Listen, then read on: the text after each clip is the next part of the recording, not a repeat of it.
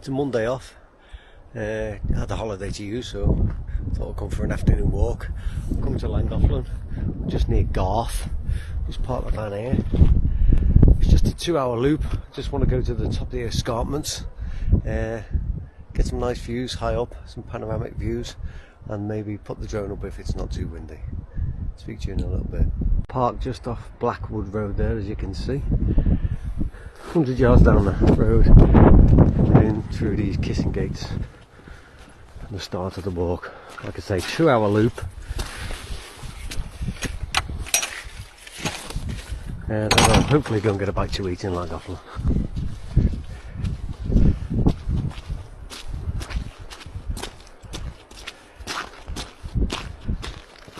Nice views already. Storm's been and gone. A little bit breezy. When it's exposed on top of the escarpments, probably too windy to put the drone up, but we'll see. There's 2 masts over there. Popular launch site for the paragliders. See about 15-20 of them up in the sky in the summer. It'd be nice to see them again. It'd be nice to be joining them actually. Doing a bit of training again this year in the Shropshire Hills. So we can get that ticked off. I'm super happy. You can see Castledina's branch just ahead there. All the vale and the hills behind.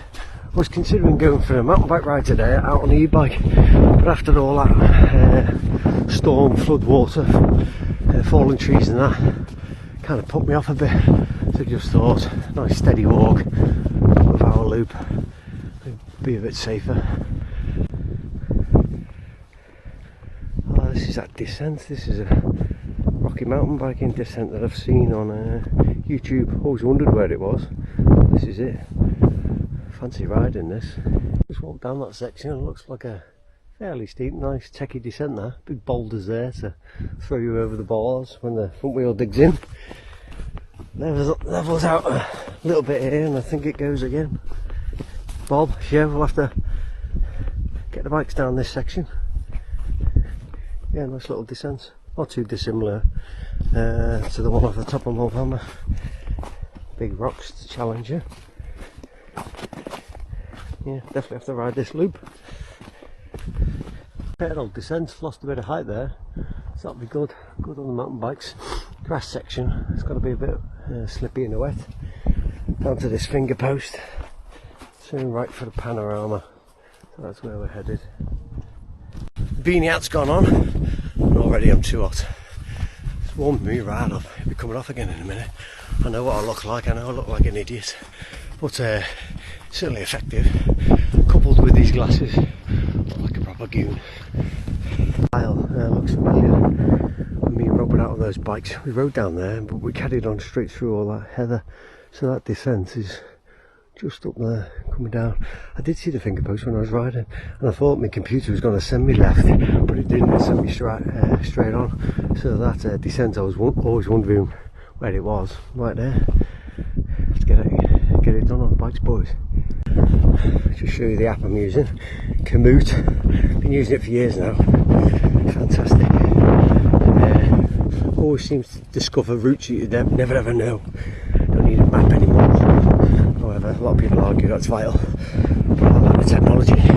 As you can see, the red is what I've done. The blue is what's remaining. Turn by turn navigation. Absolutely brilliant. Carry a power bank if your phone goes flat. Gives you all the stats up here. I've travelled 1.27.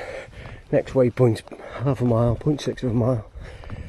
I've done 1.28 distance and 2.83 left, so it gives you all the info where you're at. Like I say, Komoot, just fantastic. Set your filters on elevation, distance, time you want to be out, and select the route. About £30, lifetime membership, works anywhere in the world. I used it in Morzine in France. You pick a route and off you go. Worth every penny. Remember coming the other direction with Rob on e-bikes. This was a sloppy section back then, so instead of walking through it over my boots, I divert up this field, go around the top of it, which just doesn't look amazing, but it's a bit better than down there.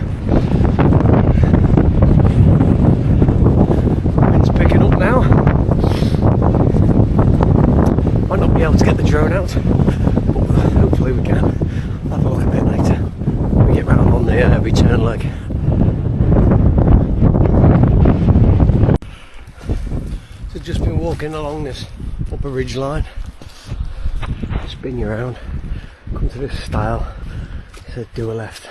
I don't think it's down here, left again for the return leg. Have a look at the phone.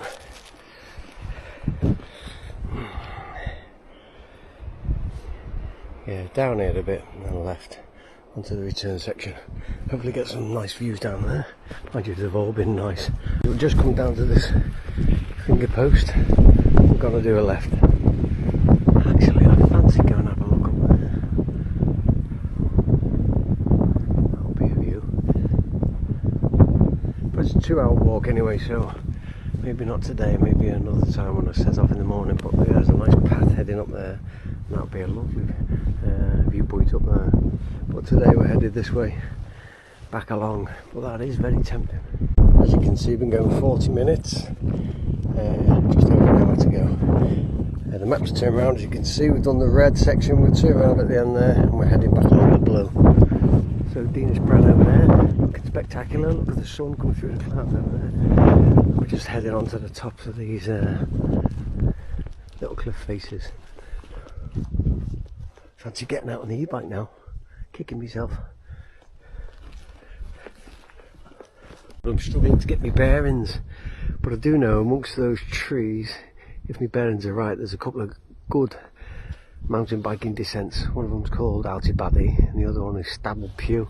And if you go over the tops there on your bike, down into Glencerriog and along that neck of the woods, there's a couple down there, Dollywern and another one I can't think the name of now, but yeah, it's just such a mega area for riding. If the camera picks them up, all those rolling hills. The other side of there is the Horseshoe Pass, the road down to Bala, I think. Rule is further down there with the Chainbridge Hotel. Yeah, I was considering a walk over that section as well. Just a bit of light. Getting onto the hill where the castle ruins are. Nice walk, I've done it once or twice. From the other side is quite steep and quite long, tiring, but if you park down this side, that nice little path up there makes for a lovely walk, well worth a day out.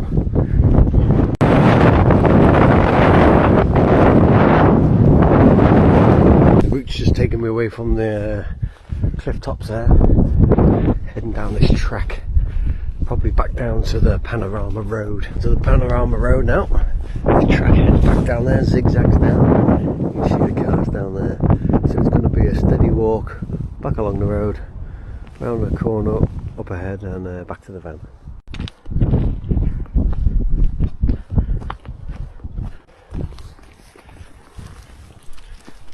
What a beautiful day. Pull in here. This is where me and Gray parked in the vans, just off the road. Not in the puddles, keeping the vans as flat as we could. As you can see, he's on a bit of an angle, but if you park parallel to the road, it's okay. Brought the kids here. Hayden was climbing on the rocks around the corner there. Nice little bench, and just a bit further down there's a little plateau. We took the football down there and having a nice kick about. You can see it just there.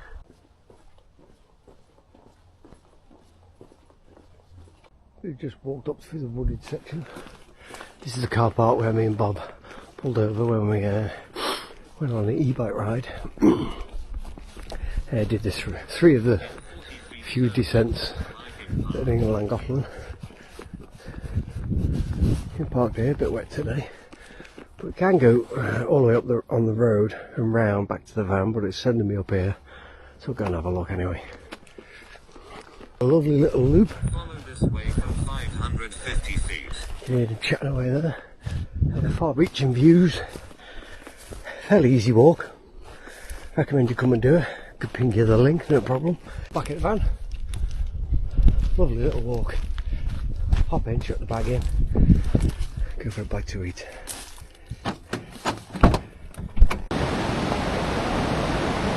Just parked up behind the Corn Mill Inn, the pub. Oh yeah, this river is well up.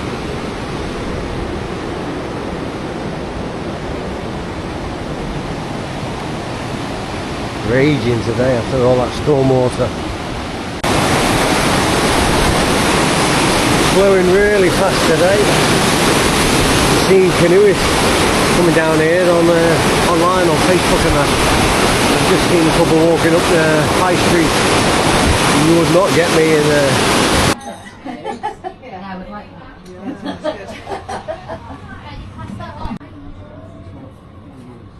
Perfect. Come to Llangollen without visiting the corn now.